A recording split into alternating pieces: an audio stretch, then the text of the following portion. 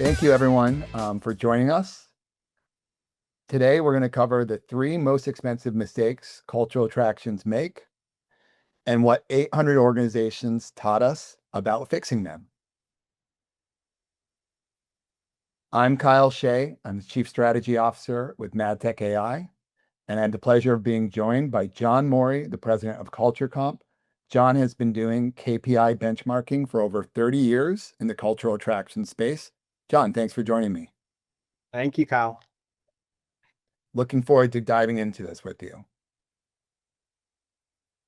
So how did we get to finding the 3 most expensive mistakes for cultural attractions?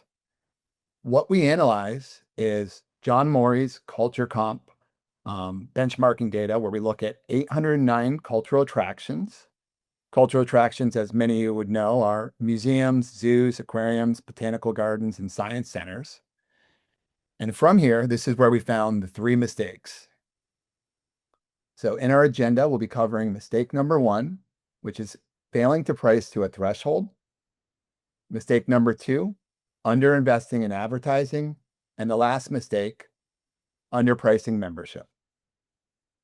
So we'll jump into mistake number 1 here, and I'll turn it over to John.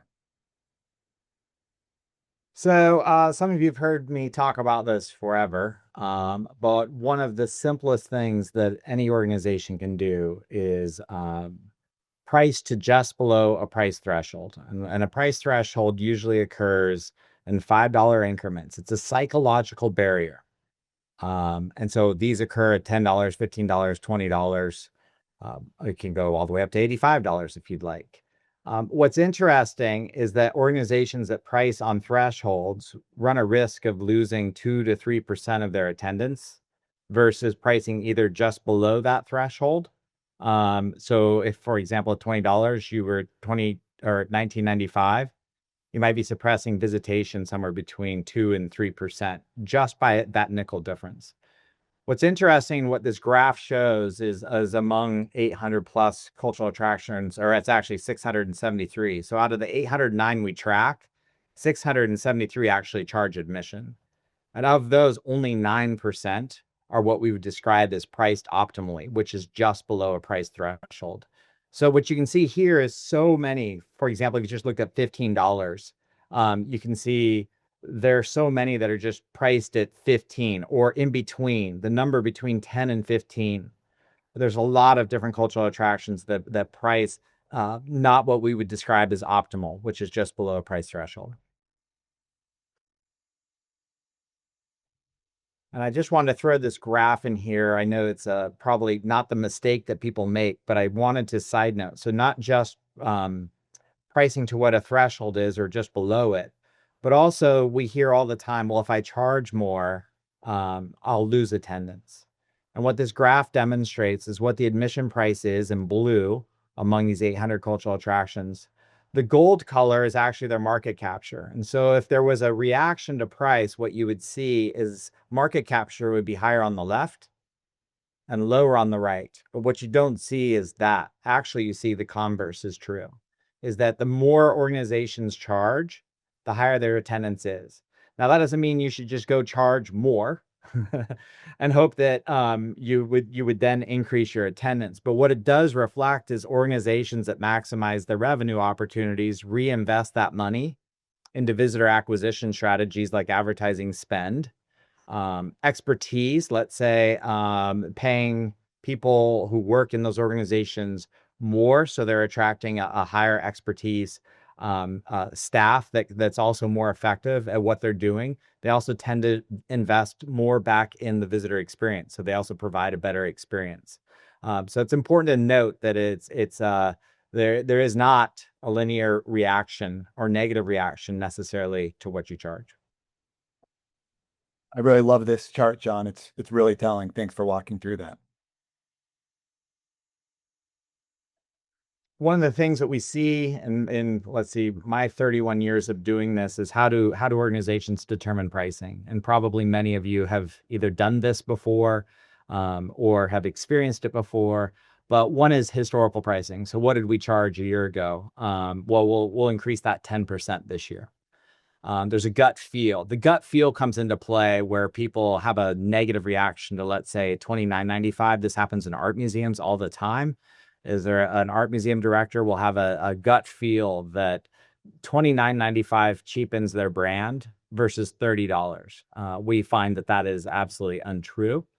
Benchmark pricing, probably most organizations have done this before. They look for what either other organizations locally charge, or what similar types of organizations charge nationally, and then go off of that as a judgment.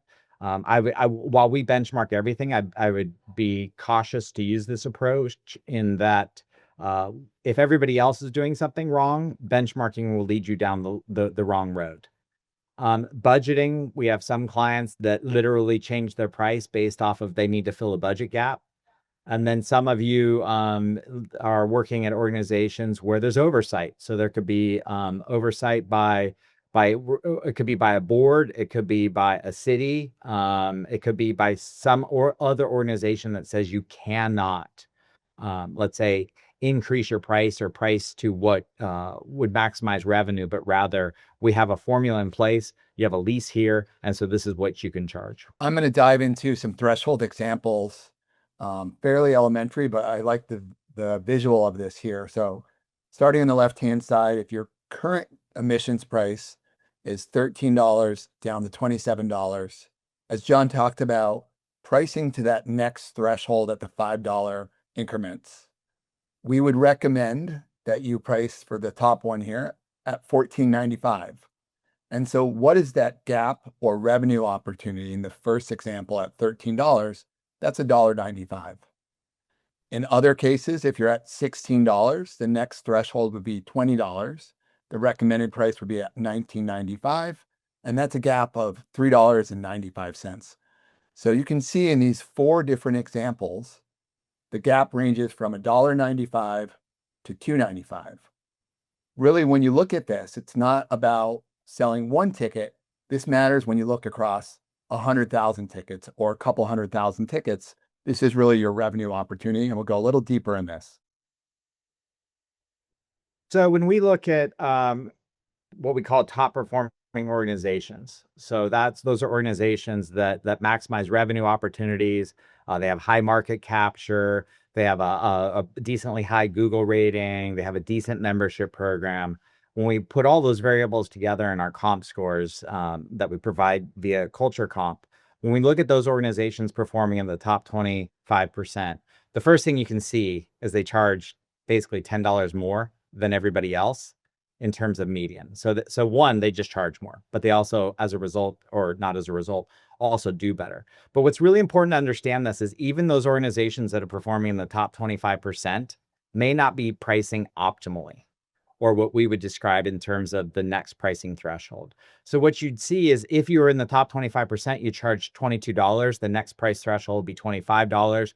The difference to pricing just below that $25 is $24.95. So that'd be a $2.95 increase, which would represent an increase in admission revenue of 13.4%. That gap or that opportunity is even greater for organizations that are in the other 75%, where their median admission price is only $12.67. And while the gap isn't as great, they can only go up $2.28. It represents a higher percentage of revenue. So it doesn't matter if you're performing in the top 25 or in the bottom 25%. If you're not pricing, or if your organization's not pricing to just below a price threshold, there is probably a pretty significant revenue opportunity that exists simply by adopting this process. So what would this look like? So an 18% revenue increase, what is it worth? So if you think about your organization, we put together some examples. So on the chart here, you have annual admissions revenue. If you generate $1 million in annual admissions revenue, your 18% is an estimated gain of $180,000. If you're at a $3 million admissions revenue on an annual basis, that's over $500,000 at $540,000. And then you'll see the other examples I have listed here. So why we see this as the number one opportunity and the mistake is how you can execute on this. There's no new visitors that you have to get. There's no new marketing required. There's no staffing increases required. It's really just optimizing your pricing. So now we'll move into mistake number 2. So under investing in advertising, this is probably the most common mistake that organizations make. And most of you, certainly those on the marketing teams, know why this happens. So usually what will happen is that there's a budget gap. And so you need to cut expenses. And one of the expenses that's considered, let's say, optional is advertising spend. And so that can get cut. Well, there's a huge impact on cutting that advertising spend. So when we looked at these organizations, what you're seeing here, this graph is the average spend per resident versus market capture. So moving from the left to the right, those organizations with the lowest market capture spend the least per resident. If we move over to the right, these are all organizations with much higher market capture. Guess what? They also spend more per resident. Now, this is kind of a new insight for us. We, for years, have been looking at ad spend per visitor. And while that denotes some difference, so organizations that are performing, let's say in the top 25%, might spend 10%, 15% more per visitor, which isn't a huge difference. But where we see a massive difference is if we look at back to the market size. So if you spend to visitor, you could be efficient spending to your core. But if you spend to your market size, now you're covering your market appropriately. So not only are you spending to your core, but you're spending to a secondary audience and tertiary audiences. That advertising, if effective, which it generally is, starts to attract those audiences, which then increases market capture and obviously attendance associated with that. So when we look at this, again, by that CultureComp score, the top 25% performing organizations versus the other 75%. And keep in mind, if we looked at top 25 versus just median versus the bottom 25, these distinctions would be even greater. But what we see is the ad spend per resident is 48 cents among those organizations performing in the top 25%. That's 3.7 times greater than the remaining 75% at 13 cents. Those organizations that are performing in the top 25% have a market capture on average of 43%. Those organizations that are performing in the other 75% have a market capture of 4.3 times less, down at 10%. There's a massive, massive difference here. These are the variables, and keep in mind, as we went through this analysis, we weren't looking for this specifically. We were looking at pricing and length of stay and Google rating and website usage and internet and social media and all of these other things. And these are the variables where you could see massive difference in performance. So John, this is a really wide difference between the top 25 and the remaining 75%. I'm going to jump into an impact example here that really shows the difference in this gap. So what we have here is an example of attraction A and attraction B. Let's say they're both in the same market population of 1.5 million residents, and that's within 25 miles of where your attraction is. Remembering back on the other slide, attraction A is spending 43 cents per visitor. Attraction B is spending per resident. Attraction B is spending 13 cents. So when you actually multiply that across the population, attraction A is actually generating an estimated 645,000 attendance, and attraction B is only 150,000. So they're both priced at that $19.95. The real big gap here is when you look at the right-hand side, the revenue. So you have a major difference between the 12.8 million that's generated in attraction A and the 2.93 million generated in attraction B. Really what it is top performers are generating nearly 6 times more admission revenue than the others.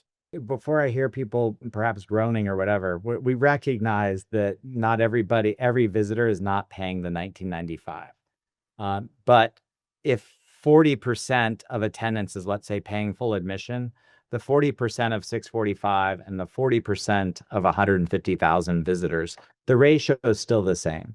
So you can think about those organizations that are investing more in that advertising are generating 5+ times more admission revenue than those. And I think that's a really, really important thing for organizations to understand. The revenue impact is huge, and that, in my opinion, advertising spend is not an optional expense. It is a mandatory investment. So now we're going to move into the last mistake, which is underpricing membership.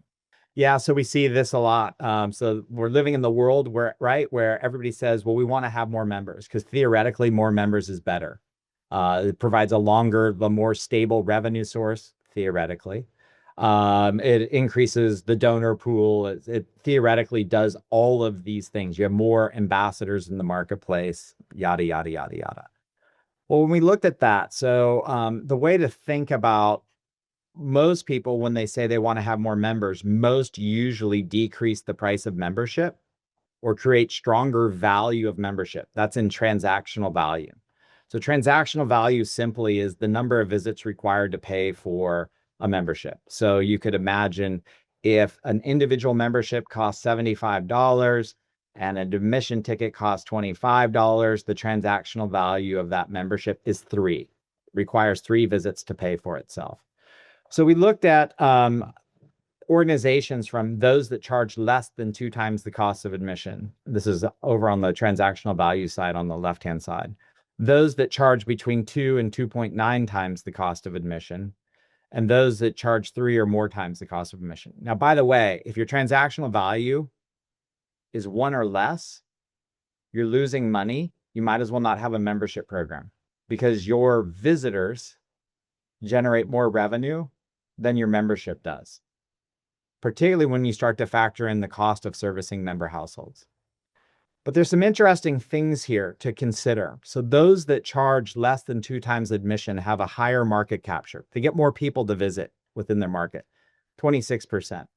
Those at the 2 to 2.9, 22%. And those that are 3 or more, those that charge 3 or more, is only at 13%. So if we took our average market size, let's just say at 1.5 million, the market capture at 26% would be 390,000 visits. At 22%, it drops to 330,000 visits. And at 3 or more, it drops down to 195,000 visits. So you can see what market capture is. We really want to show market capture because organizations that have higher market capture have lower membership conversion. Okay? Why? Well, those organizations that have higher market capture are getting people who are less likely to visit than other organizations. Okay? If you're getting somebody who's less likely to visit, let's say somebody that's in a secondary audience, guess what they're also going to be less likely to do? They're going to be less likely to join.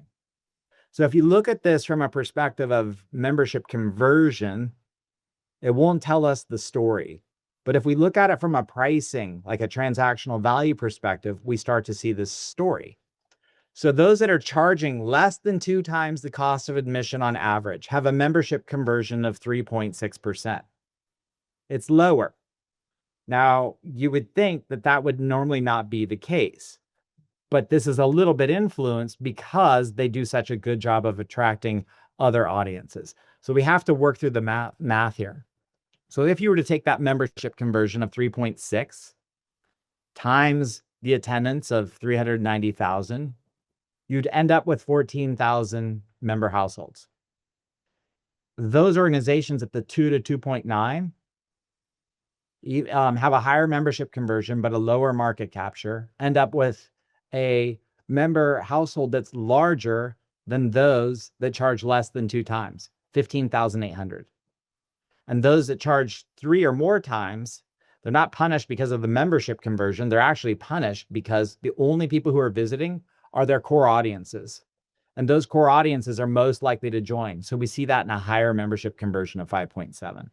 But if the goal is to have a larger membership, here we can look and see for organizations that charge less, they want to have a larger membership, more revenue, more stable revenue, a bigger donor pool. they actually have less member households than those that are charging between 2 and 2.9 times admission on average. If you're doing it for size, it doesn't actually map out. Very interesting insight, and thank you for walking through that in detail. I know we have a couple more complimentary tables that we're going to walk through here. Okay, we're going to get all of these members. We're going to get more members. Well, we already know that conversion is lower. When you charge less than 2 times, the transactional value membership is very, very strong. So what do you get? You get people who are less likely to be supporting mission or some of the other benefits that accompany membership, access and exclusivity benefits, invitations to things, discounts on camps and programs. Well, it's cheaper. It's no big deal. We'll be fine, right? Well, what we find is renewal is even lower. So what that also impacts is your lifetime value of a member. So immediately in year 2, now what happens? You only have 6,458 members on the less than 2. Even though it's cheaper, it's not driving what you might describe as a traditional member. At the 2 to less than 3, our renewal is 51%. And so in year 2, we still have 8,000 members. So we have 1,500 more members still. And at the 3 or more, that renewal is higher at 58%, imagining that their core is visiting. The transactional value is worse. What happens is that the people who are most interested in joining, join. That's why renewal ends up being higher. So you can look at this and say, okay, well, where do we want to be on this? Do we want to have a lot of transactional value members? Do we want to have a balance? Or do we want to just have a core? And that's at the 3 or more. So you can see how this would impact the type of people who might be joining. Wow, these are such great insights that tie together on the front end and back end here. And then at the end of the day, well, what about revenue? So if we took the average transactional value of those that charge less than 2 is 1.67. At 2, it's 2.44. And at 3, it's 3.81. So that's the average transactional value. Let's just assume that the average admission revenue per party is $42. That's what we see. Is if you looked at a party size of 2 and the average price being $21, you get to $42. So if you're to take that, the 1.67 times the revenue per party at 42, that membership on average would cost $70.14. Lots of our clients would refer to that as average gift. The 2.229 times, assuming that the admission price is exactly the same, that membership on average costs $102. And for those that are 3 or more, that number is much greater at $160. Well, if we know what the member households are and we multiply that by the average gift, you would see member revenue in year 1 is $984,000. But look at this. If part of the point is saying we want to have more members so we can generate more revenue, the argument is lost. Because those organizations that charge at 2 to 2.9 times have 1.6 million in member revenue. And those that charge at 3 or more have 1.7, almost 1.8 million in revenue. Now, we strongly urge all of our clients to look at combined revenue. So that is, okay, there's 2 ways to get into your museum, generally, right? Pay admission or join. So when we're evaluating the revenue opportunities, we would always consider, okay, well, what is the admission equivalent so that we can balance out, all right, we're going to get this much visitor revenue and this much member revenue. And we look at that as a combined bucket, not individually, because membership and marketing can compete for the same revenue by either discounting things or things like that. But then we can extend this into, let's say, lifetime value. Well, the member revenue in year 2, because of lower or higher renewal rates, also is greater at the 2 to 2.9. Now, some of you may argue, or later in this conversation where we have some questions, you say, well, shouldn't we charge 3 or more? That generates the most revenue. It does generate the most member revenue. It does not generate the most combined admission and membership revenue. Great points. All right. Well, that was really insightful, John. So in summary, a few key takeaways here. Recapping, mistake number 1 is failing to price to that $5 threshold with the 0.9 cents. I'm looking at that. Mistake number 2 is under investing in advertising that we walk through. And then mistake number 3 that John just walked through in some really great detail is underpricing membership. So you might be thinking, all right, well, what should I be considering? What should we be looking at? Our cultural attraction, our institution.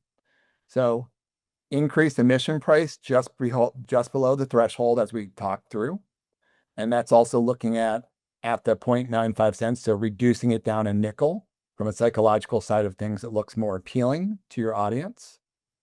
Increasing that advertising spend on market size. So looking at that market capture, not just on attendance. And then lastly, as John walked through, pricing membership to between that 2 to 2.9 cost of admissions, which is the transaction value. All right, so now we're going to open it up to questions. We put together some common questions that we hear, but we want to open it up to everyone that's attending here to go ahead and ask some questions right in the chat box. While we wait for some questions, Kyle, I can go through some of these. Does increasing admission price impact attendance? As we saw in that one of those first slides, is no, it doesn't. That's surprising, I think, to people. Most of our clients are very, very sensitive to what they charge. We strongly recommend charging to what the market defines an organization to be, not what the organization defines its own value. Let the market determine that. Melissa, you have a question. Is per resident ad spend for total population or adult? Total population, Melissa. So if you took your 25-mile population, let's just say that's 1.5 million, that would be the total population in that regard. In places, I know Melissa's in San Francisco. San Francisco becomes a little different as it's very isolated. So you might not use that 25 population. You'd use San Francisco County and maybe San Mateo County, and that could be your population there. Another thing that we see a lot of our clients get really, really sensitive about is how admission price impacts accessibility. We are all for accessibility, 100%. But organizations that believe that they're providing accessibility through their admission price program, I think, are missing the point. Basically, any price you charge through your admission price, you're already inaccessible to some audiences, those that are most price sensitive. So in the threshold pricing, moving between $13 and $14.95 will not impact accessibility more than it's already being impacted. All right, Natalia, you've got one. What are the key questions you have to ask yourself to make the right decision about admission pricing? Well, thank you, Natalia. I love that question. I mean, the simplest one is just on the threshold. That's the simplest. Now, just because we say that's what you should do, many organizations probably prudently wouldn't just go about doing that. Your answer is kind of twofold. So assuming that you don't just believe that to be true, the way that we look at pricing is to consider all of what the impact is at different price points. So we test it. That's how we would normally go about doing this. And when we test it in the marketplace, we wouldn't test to just below thresholds. We'd be testing up to what might be called barrier prices. Barrier price is where a significant percentage of the market might negatively react to your price. So it might be $30. Well, if you charge $30 versus $29.95, and believe me, there is a difference, and that can be a huge difference, is if you charge to the barrier price, 5, 10, 15% of the market might negatively react. So when you go through the testing process via surveying audiences, you'll do two things. One is you'll find out, okay, what's the difference between a threshold versus the other, but also what's our barrier? What's the barrier price? And you can choose then to price either just to the threshold or to just below the barrier. Through this process, though, we recognize a lot of organizations get uncomfortable and maybe have to report to a local or municipality or something like that, back on the accessibility argument, if you will. We measure that and say, okay, well, here's the type of people who are visiting, who would visit at this price. Here's the type of people who will be visiting at this price. You may see a difference. And so that's important to note. You also may find, or is what we generally find, is that there's no difference. It does not impact accessibility. because the accessibility issue already is occurring. And so accessibility should not, again, be driven through your admission price, but rather through accessibility programs like free days, which I don't recommend, but people do that. Fine, that's an accessibility option. EBT cards, library cards, what have you. There's a variety of other ways to provide accessibility, not through the admission price. Great insights there, John. Let's see if we have any other questions here. I don't see any that popped up. Any other ones you want to touch base on the common questions? The how do I know if advertising is properly funded? That's a little more complicated, so I don't know that we'll go fully into that. But one easy way is just to see how your digital advertising is performing.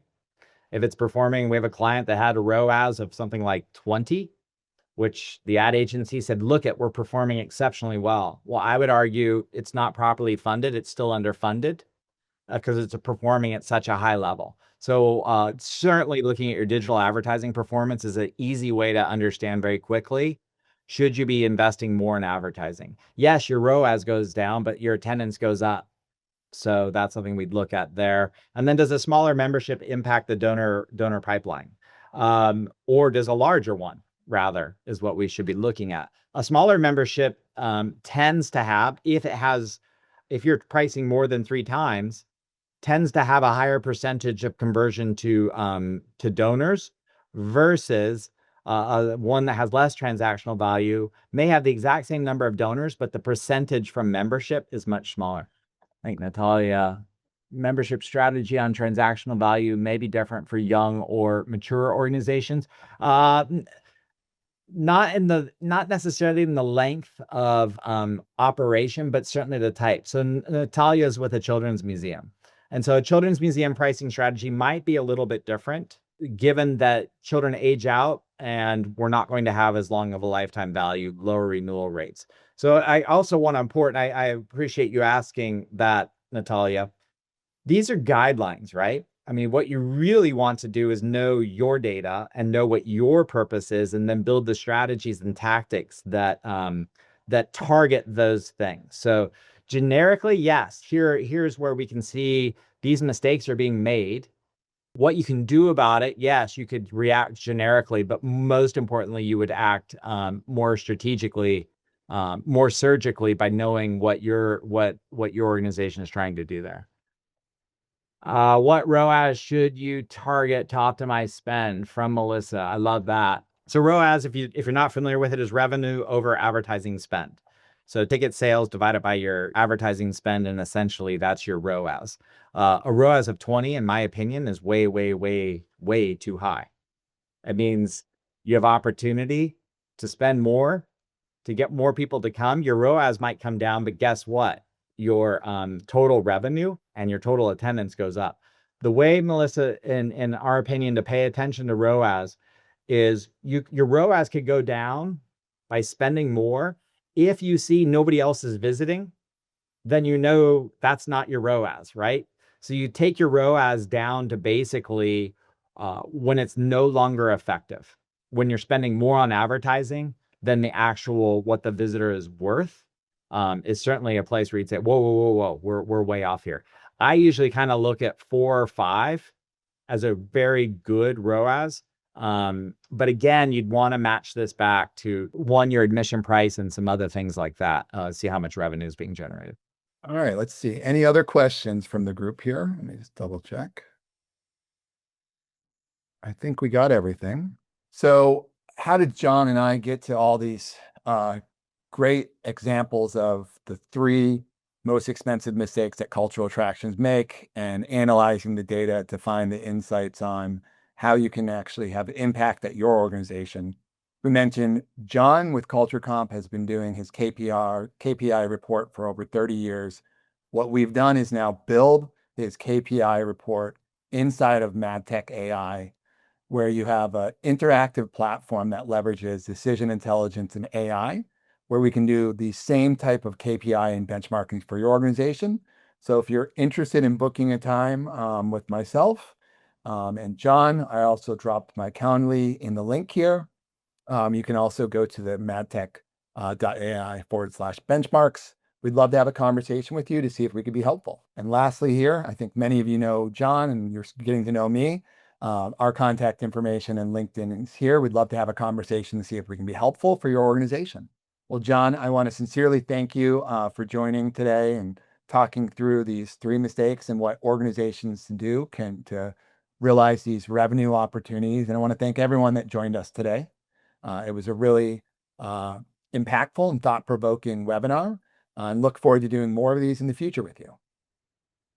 Thank you, Kyle. Thank you, everybody, for joining. Thanks, everyone. Have a great day.